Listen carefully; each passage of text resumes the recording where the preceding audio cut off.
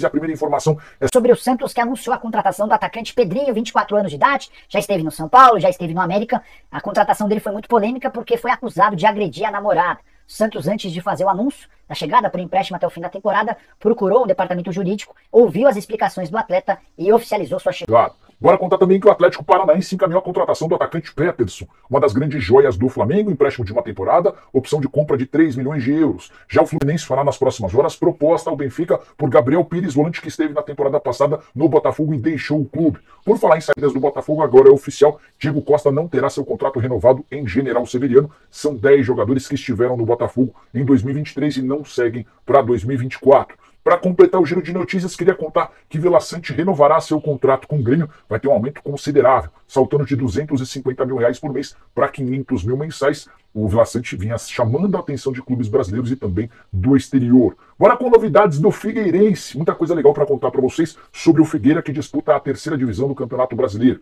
Primeira delas, o Wilson, um dos jogadores mais emblemáticos da história do clube, deve anunciar em breve sua aposentadoria. O Wilson passou por uma cirurgia no ombro no fim do ano passado, recuperação bem delicada, e ele deve tomar essa decisão. Por outro lado, o Figueirense já tem 11 contratações para a temporada de 2024, as últimas Alisson, Rua Levine e Thomas Kaique. Importante contar também que o atacante Marilson, recuperado de uma lesão no joelho, está indo para o Japão. Para completar as informações sobre o Figueira, queria contar que o time tem Henrique Ambrodini, que esteve com o Ronaldo Fenômeno no Valladolid e no Cruzeiro como CEO. Ele é quem está cuidando de todo o processo de reformulação do Figueirense. E o Dr. Marco Aurélio Cunha, figura histórica do futebol brasileiro, é quem está tocando o departamento de futebol. Para fechar sobre o Figueira, salários rigorosamente em dia, pagos sempre no quinto dia útil do mês. Folha salarial de hoje, na casa dos R$600 mil mensais, ela deve se aproximar de 800 mil com o início da Série C do Brasileiro. Quero contar agora sobre Luan, ex-meio atacante do Grêmio, do Corinthians, do Santos. Ele está a caminho do Vitória, um negócio oficial e que tem causado enorme repercussão nas redes sociais, por torcedores do Vitória, mas também dos rivais do Bahia. Luan, 30 anos de idade, nos últimos 2 anos só esteve em campo em 16 partidas. Foram 5 no Grêmio, 8 no Santos e 3 no Corinthians. Não marcou gols nem pelo Grêmio nem pelo Corinthians, fez um gol e deu uma assistência com a camisa do Santos. Aposta arriscada do Vitória, mas barata. Ele assina um contrato de 2 temporadas, menor salário da carreira dele, bem menos do que os 800 mil por mês a que tinha direito nos tempos de Corinthians. É o Luan precisando se reinventar ou se reencontrar. Vitória também prometeu uma série de ações de marketing em cima do atleta, mas o foco principal é a vontade do Luan. O Luan deixou de ter o futebol como sua prioridade. E a menos que ele resgate esse sentimento, dá para imaginar que a passagem do Luan pelo Vitória não vai funcionar. Queria saber a sua opinião, use espaço para comentários e me diga o que você acha dessa contratação.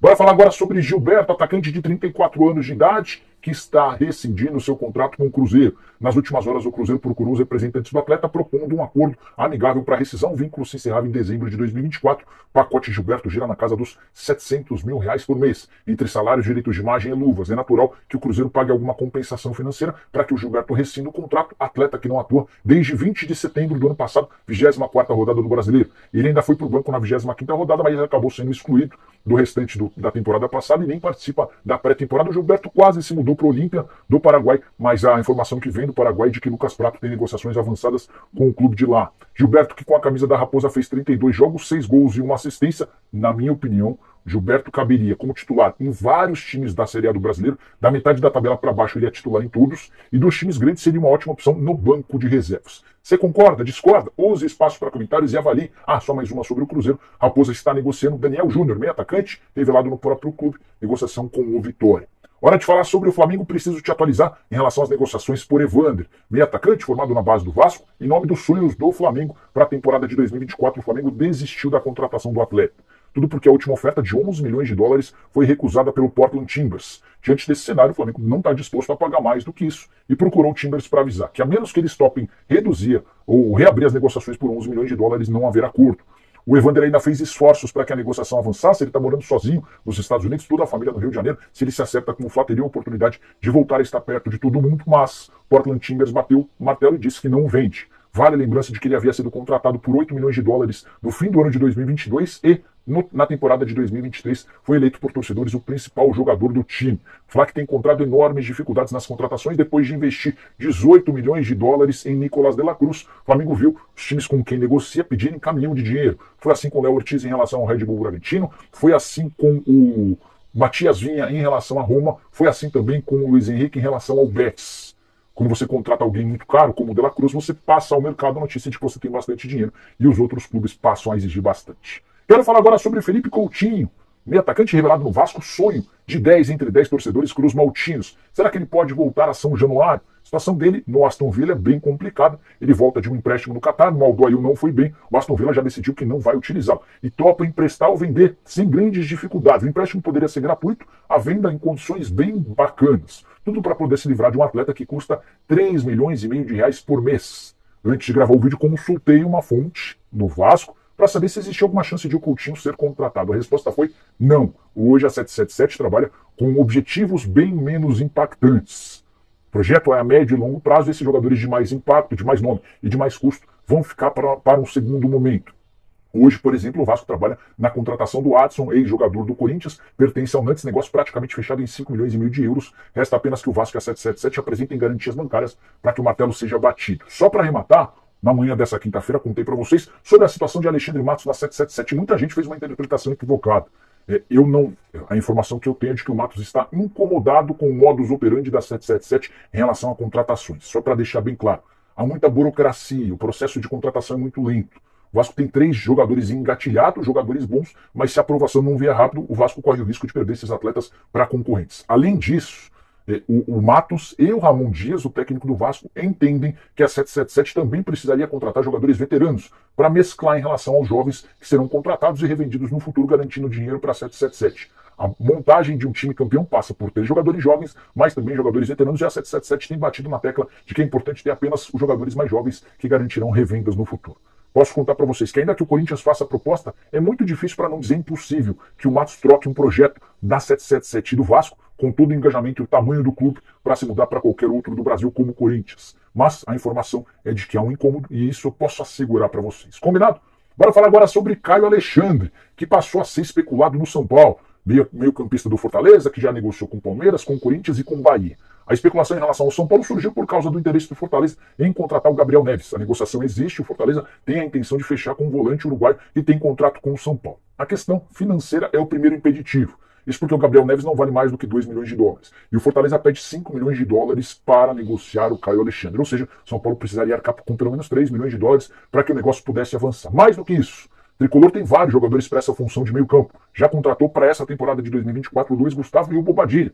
Atletas com características parecidas ao do Caio Alexandre, ou seja, negócio para lá de difícil. De qualquer forma, eu mandei mensagem para o representante do atleta. Perguntei, o Caio Alexandre foi procurado pelo São Paulo? E a resposta foi não. Não há absolutamente nada. Então, nesse momento, o Caio está entre o Corinthians e o Bahia. O Palmeiras já desistiu das negociações. Ainda sobre o São Paulo, Abel Hernandes, centroavante veterano, que já passou por Internacional, Fluminense, entre outros clubes, foi sugerido ao São Paulo. O nome está sendo avaliado. Acho difícil que ele possa chegar para ser o reserva imediato do Caleri. Primeiro por conta da idade, depois porque ele é estrangeiro. O São Paulo já tem 10 estrangeiros. Enquanto não negocia Mendes e Gabriel Neves, São Paulo está bem acima da cota de 7 permitidos.